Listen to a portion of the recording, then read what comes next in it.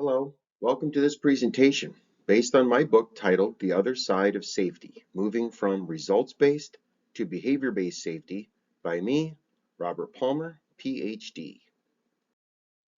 This is part one, the problems with the safety industry. In chapter 3, you will learn that creating a false reality occurs with a false narrative. Context is part of the system. Your reality versus actuality, looking at the other side of safety, and anecdotal versus science. The process of communication. To communicate with others perfectly, it's essential to know how the process of communication works. Here are tips to give you an insight into the communication process. Number one, an idea is developed by the sender. The start of the communication process involves the sender generating an idea, thought, or feeling and sending it to another person or group. It involves adequate planning so that you don't transmit distorted messages. Number two, the message is encoded. When the sender generates an idea, they translate it into a meaningful form to send to the receiver. The idea behind encoding is to have clarity of thought to transform the message into a particular format the receiver will relate to easily. For example, you have to translate your words into writing when communicating through a letter. Number three, channel of communication is selected. After properly encoding the message, the sender has to select the right channel for the transmission. This means the sender has to settle for the best medium of communication that the receiver will easily understand. Examples of communication mediums include speaking, electronic transmission, nonverbal communication, and writing. Note that you should find the best channel to make your message look professional when you're communicating at work. Number four, message travels. When the suitable medium of communication has been selected, the message begins the transmission process. The transmission process will depend on the medium of the communication chosen. A suitable medium of communication will ensure the message is communicated effectively. Number five, message is received. When the message has followed the right channel and medium, the recipient then receives the message. This part of communication is only complete when the recipient hears, feels, or sees the message sent. Number six, the receiver decodes the message. The receiver has to decode the received message carefully and effectively to know the sender's intention. The recipient interprets and converts the message into a clear thought that's easy to relate through decoding. The communication process is effective if both the sender and the receiver have the same meaning of the delivered message. Number seven, feedback is provided by the receiver. A thought-out message should be able to receive feedback. Feedback is the response the recipient gives to the sender. It helps the sender verify whether the communication or the message sent was precise and meaningful. Feedback makes communication a two-way process. In the traditional framework of safety, business and safety leaders have mistakenly developed a false narrative in their safety culture. The false narrative manifests in their communications. On one side, you have effort and focus on results. On the other side, you have discussions regarding BBS philosophy. The confusion is that the two sides of the conversation don't match. The level of conversation is detrimental to people's well-being. The gap between RBS and BBS is significant to the impact and influence of a safety program. In actuality, RBS is the opposite of BBS, and the two work against each other. You must identify the narrative elements in your communication. What makes your narrative compelling, convincing, memorable, likely to be shared within the groups? Unfortunately, there are falsehoods and misinformation that are communicated in safety. For example, zero today is a result. Zero today is used as a campaign to achieve a goal that is a result. Results-based safety is about results. Behavior-based safety is about behavior. Corporate results are not motivating to people. However, reinforcement is motivating. Achieving meaningful behaviors and developing as a person is motivating. The false narrative calls for actions that are not accurate to behavior. The narrative reinforces behavior that pursues results. Results are a harmful narrative because who gains? Who loses? The science of behavior pursues safe behavior and reinforces that safe behavior until habit strength. Culture is contextual. What you say and how you say it matters because context provides meaning. Influential safety leaders understand that employees connect to their work and to other people when it's meaningful. Results are an indicator of what is meaningful. They are not meaningful in themselves. A system is complex, and indicators help you track what is meaningful. Safety leaders are mindful of their communication. Part of the false reality is the fact that communications are not mindful even when the communication is focused on mindfulness. What's meaningful? Safe behavior. Safety leaders can strategically incorporate modern social learning theories into their social interactions to develop higher order thinking skills. Safety behavior is based on thinking.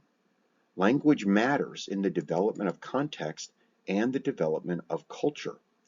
The safety leader is responsible for creating the conditions for the development of their people. A significant focus of a cultural condition is to transform the way people participate in safety. Vygotsky in 1978 confirms that people have a set of abilities, but also a set of potential abilities that can only be realized with the proper guidance. The safety culture is the tool for creating the conditions that tap into people's potential abilities. Learning drives development. Safety leaders are often repetitive in their messaging, repetitive in their tone, repetitive in their communication style, and basically, they themselves are not learning. Learning drives development. Safety leaders must continually learn and develop, and their people must learn and develop. The authoritarian leader does not care about people's potential and therefore creates negative conditions and reinforces non-thinking. Incidents and accidents occur when people don't think inaccurately, or think wrong. The safety culture is a system that provides a context. Your reality is your reality. Your reality can be created based on the ontological status of your thinking and of things, and thus seem real. For example, a vast majority of safety programs are premised on a reality that is not based on how things are, but rather how they are made out to be or thought to be. The reality is a facade and not actual. Your perception is the difference between your reality and actuality. You have to raise your level of awareness and understanding your process for making assumptions, choosing what you believe, what you value, and how your perception works. It's a fair statement that BBS is a reality and RBS is the actuality in most safety programs, but it should be the opposite. Actuality is based on the actual existence of facts, data, figures, numbers, and science, as contrasted with what was intended, expected, or believed to be in the existence of a thing. Actuality is objective and meaningful and measures significance. Actuality is realized when you apply the science of behavior to the safety culture context, and behavior actually changes. Actuality requires a different data set, not just lagging indicators, but a shift to the other side of safety. That is, understanding human behavior, motivation, consequences, performance coaching, leadership, and leading indicators. all based on actuality. Most safety programs do not collect data related to the other side of safety. And in actuality, the safety culture is based on a false reality. The false reality is heavily reinforced, and therefore it seems so real to the leadership and the employees that the majority will fiercely defend it. It is interesting to note that reinforcement is being utilized, but safety leaders do not realize it, and they are not aware that they are actually reinforcing the wrong things. It is difficult to explain to safety and business leaders because for years they have only understood their reality, and the actuality is a completely different concept. The move to the other side of safety is a crucial one, a necessity. This is a critical gap for businesses, and the burden of responsibility is on the shoulders of safety and business leaders. Understand the gap between reality and actuality, how reality and actuality need to be aligned to create an authentic safety culture. How do you make this crucial shift? You create a proper infrastructure based on behavior and competency that, if done correctly, is revealed in its outcomes, metrics, proving safety success. Business leaders, safety leaders, consultants, and even psychologists have developed some strong negative attitudes about the science of behavior in the industry of safety. In the end, people get hurt because these fake experts do not know science. It is the same thing when people talk with authority about medical conditions, procedures, medicinal ingredients, or prescriptions. You may have read about it, but you are not an authority. You are not a medical doctor, and therefore you are potentially dangerous to people who listen to someone like you. This is often the case when it comes to BBS. Fake scientists or even some psychologists describe it as blame the worker, carrot and stick approach. It is about catching people doing something wrong, and on it goes. I need to make a side note here. There are 54 divisions or types of psychologists, all defined by the American Psychological Association, and very few are qualified to work in safety. Why is it that non-scientists, fake scientists, business leaders, and safety leaders think that behavior is easy? Why does the functioning of humans seem so simplistic to them? And yet, when you try to have a conversation with them, they get authoritative, loud, and even angry about the topic. They are quick to reference their 30, 40, 50, or 100 years of experience in safety. They know what is best. Just follow them and do what they tell you and get those results. RBS is what they are practicing, not BBS. RBS is detrimental to the safety industry. Results-based safety does not create an effective safety program. I call this fake safety. This is the misinformation that is experienced all the time at conferences, safety training, webinars, and in the workplace. What is key to your understanding is the difference between anecdotal and science. Anecdotal is RBS. Science is BBS. Anecdotal means that it is not necessarily true or reliable because the insights are based on personal accounts rather than facts or research. The very definition of anecdotal is that it is not science. Anecdotal efforts focus on pulling on heartstrings and are leveraged in safety campaigns. Safety campaigns are typically emotionally based and not science based. Safety campaigns should be behavior campaigns. A safety campaign needs to communicate how safe behaviors are to be reinforced. How do you conduct measurements? How are you notified that safety is occurring every moment of every day? Most safety programs only track lagging indicators and do not include leading indicators. The shift to the other side of safety is a crucial one, a necessity. This is a critical gap for safety performance. The burden of responsibility is on the shoulders of safety and business leaders to understand and minimize the safety performance gap that occurs between each individual's reality and actuality. In addition, safety leaders must integrate an individual's reality with the actuality of safety behavior as to create an authentic safety culture. How do you make this crucial shift?